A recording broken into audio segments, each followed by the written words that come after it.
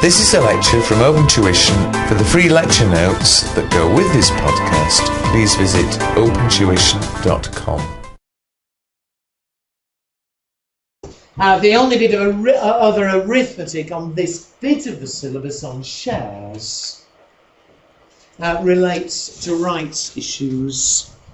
And I did say quickly before, but again, without doing a great long chat, a rights issue of shares, for the exam, it's the most important way of raising money from shareholders. A rights issue, it's an offer of new shares to existing shareholders.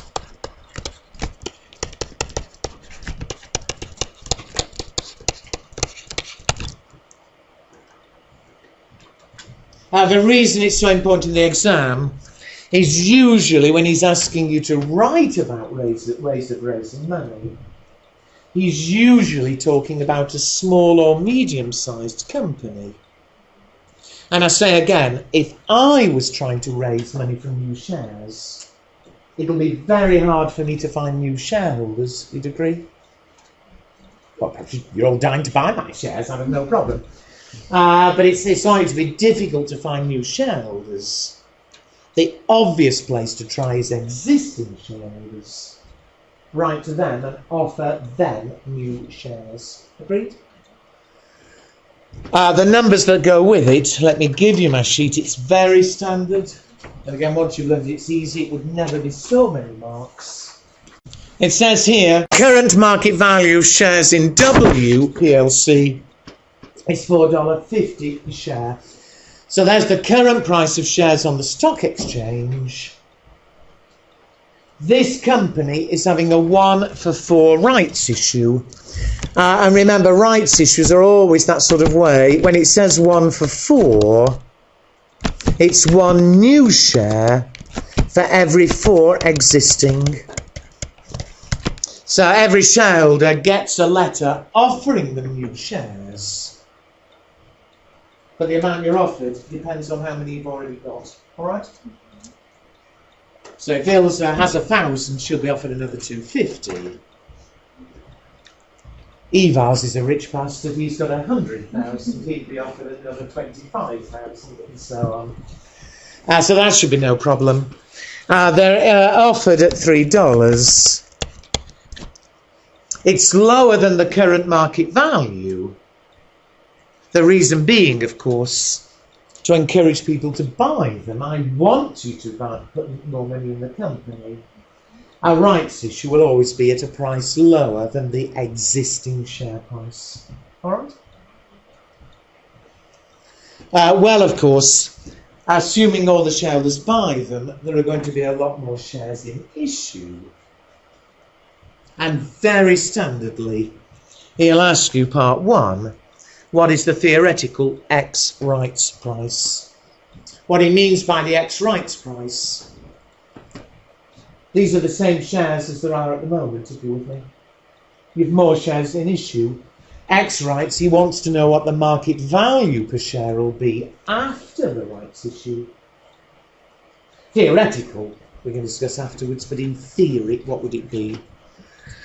And the way to approach it, pick any number of shares you want. Suppose I told you we currently have 4 shares.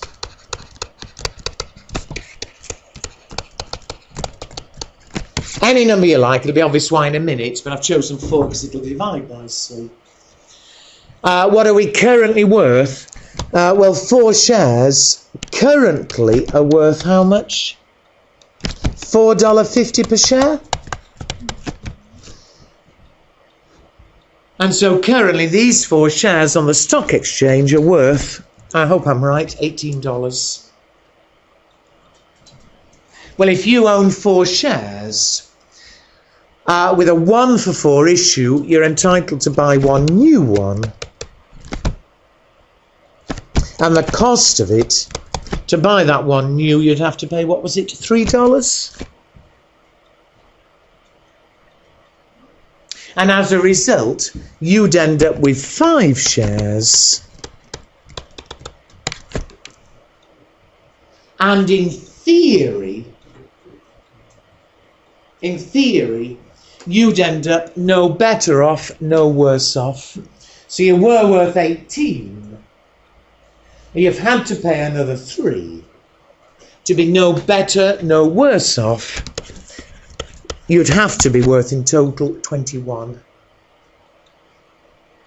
And so, if you end up with 5 shares worth $21, in theory, the new market value per share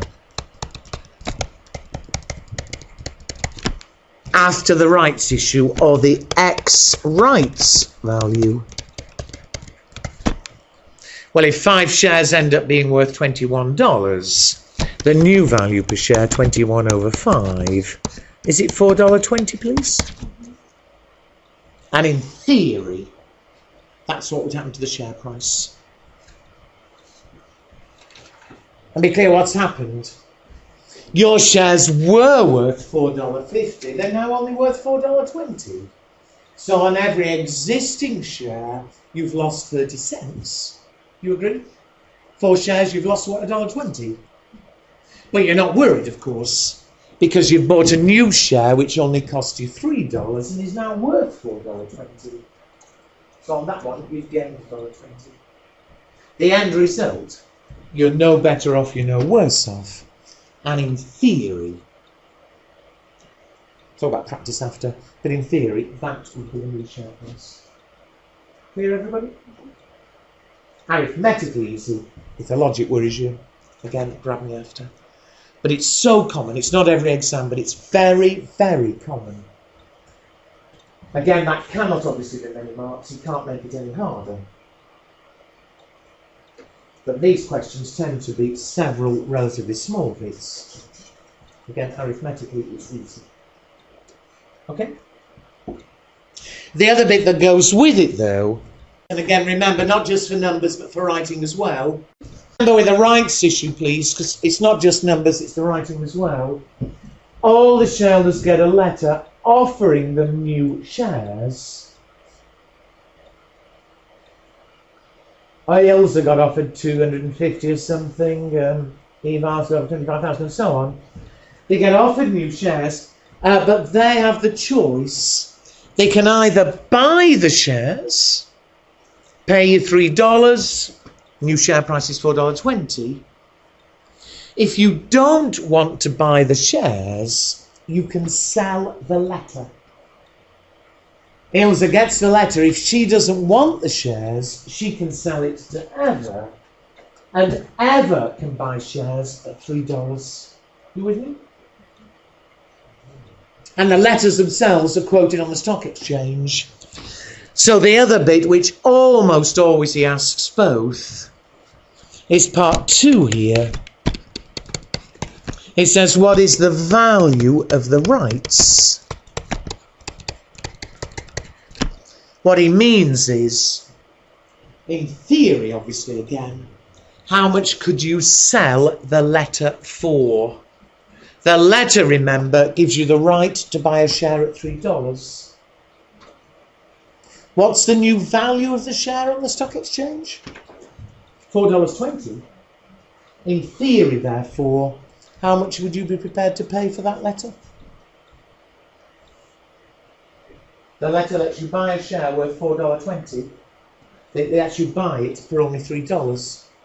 How much would you be prepared to pay for that letter? The difference of $1.20. The value of the rights, it's the new market value, $4.20, less the cost of taking the rights, which is $3. And be clear here if I'm saying it too fast. The letter allows you to buy a share for only $3 when the share is going to be worth $4.20. All right? And therefore, in theory, the price you would pay for the letter, or the value of the rights, is the difference. You can express it 2 ways, in fact, and either way would get full marks unless you specified. it's $1.20 per new share.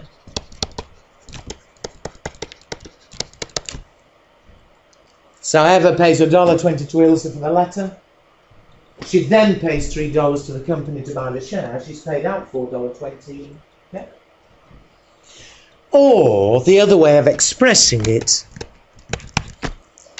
is surely in order to have the right to buy one new share, you needed 4 existing shares. You agree?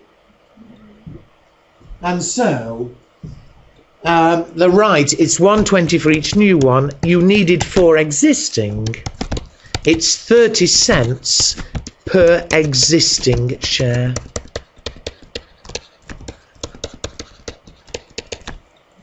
I think that should be clear. Ailsa sells it $1.20 for every new one, or effectively it's 30 cents for every existing. All right. I say in the exam it doesn't matter which way you write it unless he specifically said what's the value of the rights for each new share or for each existing. If he specifically said, then obviously only one of the two is valid. Okay. Those are theoretical. I'm not going to write on the screen, but will somebody tell me? In real life, the minute a company has a rights issue, the share price will fall like this. But in the real world, normally it would normally end up being a bit higher than 420. Can anyone tell me why? Ooh. I'll say it and I will write it. The ex-rights price is usually a little higher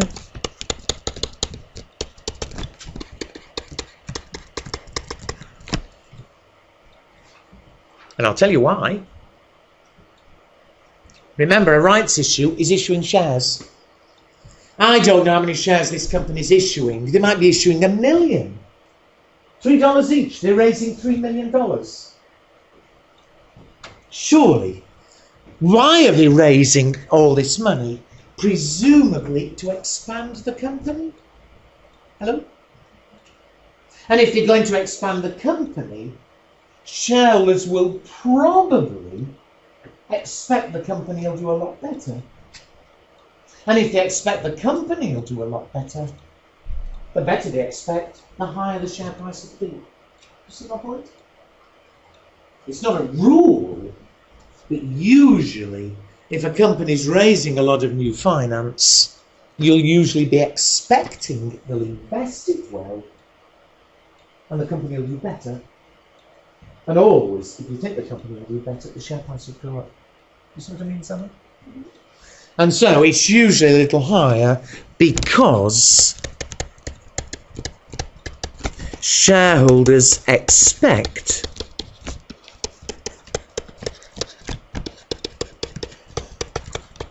the money to be invested well.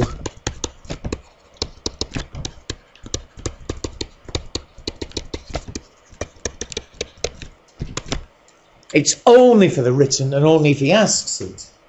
But again, he quite often does. If I said it too fast or you're not clear what I mean, again, have a chat to me. Right, no problem. Still on the same thing though, and I hope more obvious for everybody. Although you'd expect the ex-rights price to be a bit higher than the theoretical one, if it is 420, forget the problem, if it is 420, the value of the rights is $1.20. Agreed? It's always the difference. However, you'd normally expect the value of the rights is usually a little lower.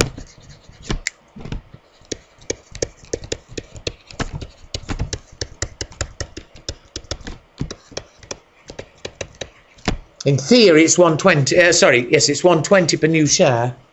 End of arithmetic. However, in real life, for I think more obvious reasons. Will somebody tell me why, if Eva was buying the rights from Ilse, why would she probably expect to pay a little bit less than $1.20?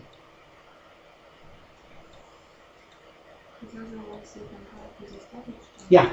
You see, the trouble is at $1.20, Eva pays Ilse $1.20 for the letter, then she pays the company $3 to buy the share. Well, surely it would have been less hassle if she'd just bought the share on the stock exchange and paid the same price. Why have all the hassle of buying a letter and then sending it off with the money? You see my point? And so, to make it attractive for her to buy the letter, it'll probably be slightly less than $1.20. So it's usually a little lower than the theoretical one to encourage people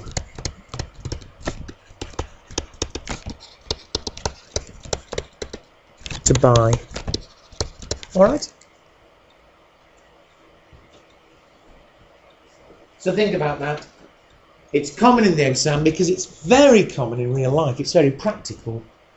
Rights issues are very common indeed. Rights letters are actually quoted on the stock exchange. Ilse doesn't have to go out finding them. Just like you could sell your shares on the stock exchange, you can sell your rights letter on the stock exchange as well. A price will be quoted just like a share price. Okay? Finally, on rights issues, I've said if there's a rights issue, sorry Ilse, but I said Ilse, if she wants, can buy the shares. If she doesn't want them, she can sell the rights to somebody else. Or, in fact, you can do both. You're allowed to split it. And so, can you add a part C to explain what I mean, or a part 3 for the same question? Suppose I tell you, and again, he doesn't always do this, but again, it's quite common, just to give a few more marks. Suppose I tell you, Ilse owns 2,000 shares. It's the same question, everything else is the same, 1 for 4 rights issue, etc. Suppose I tell you that she takes up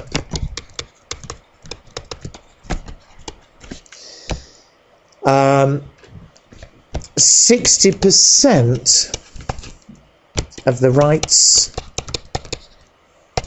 She sells the remainder.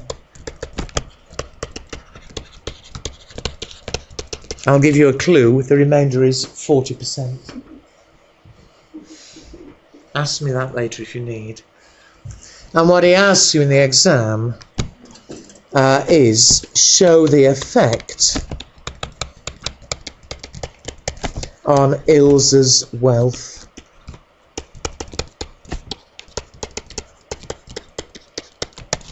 I'll start it, you have a go at finishing it.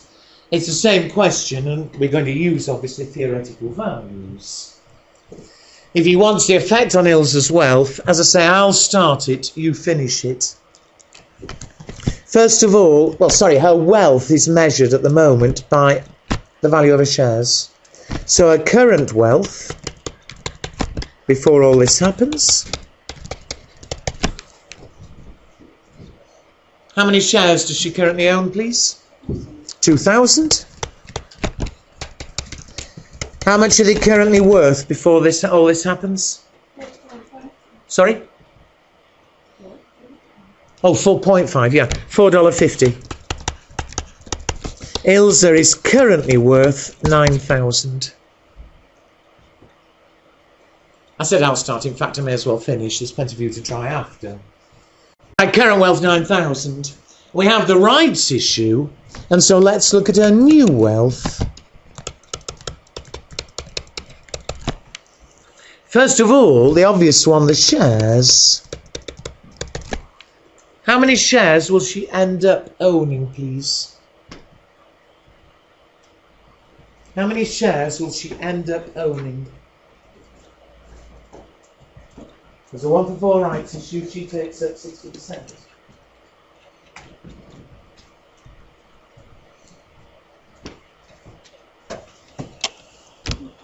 Pardon?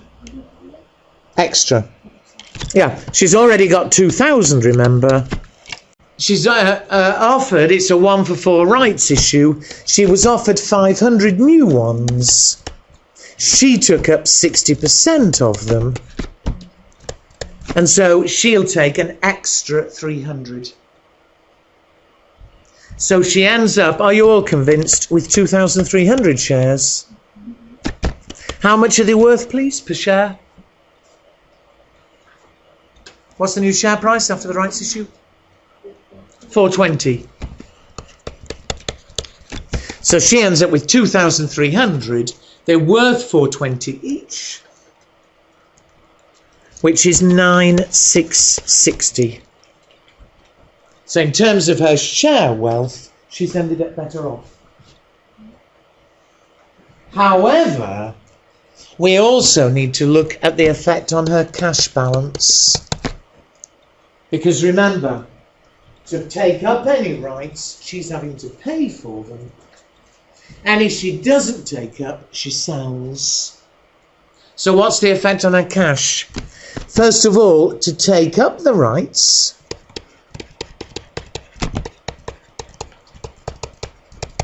we just saw she buys 300 new ones. How much did she have to pay? How much did she have to pay to take up the new shares? $3. The new shares were issued at $3 each. So she's had to pay out 900 to get those new shares. You all agree?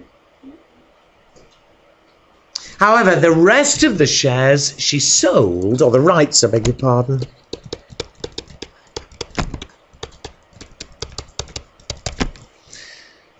she sold the other 40%, which were 200. And how much does she sell them for, please? What, per share, per right? 120. Look back. The theoretical value of the rights is $1.20 each. So she'll receive 240. And therefore, the net effect on her cash balance here falls by 660.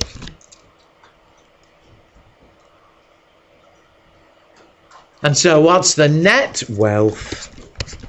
The net wealth is still 9,000. And always on theoretical values, her net wealth will stay the same.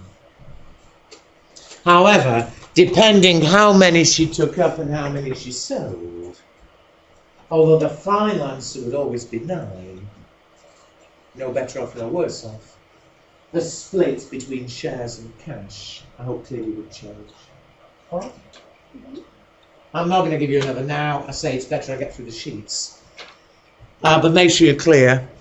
If you want later, not now, try that again. Have her take up 20% of the rights. Shares will be different, cash will be different, but total will stay at 9,000. Okay? Well, on this bit of it, that's all you can ask on shares. Valuing shares using the dividend growth model. And it's very common, it really is. It's not every exam, but it's every, 4 out of every 5 exams. Dealing with the rights issue, getting theoretical ex-rights price and value of the rights. Okay? All right, I know you're dying to practice, but it's better I get all these out of the way, and then certainly, whether it's before or after break, most of Thursday afternoon you can practice all loads of stuff.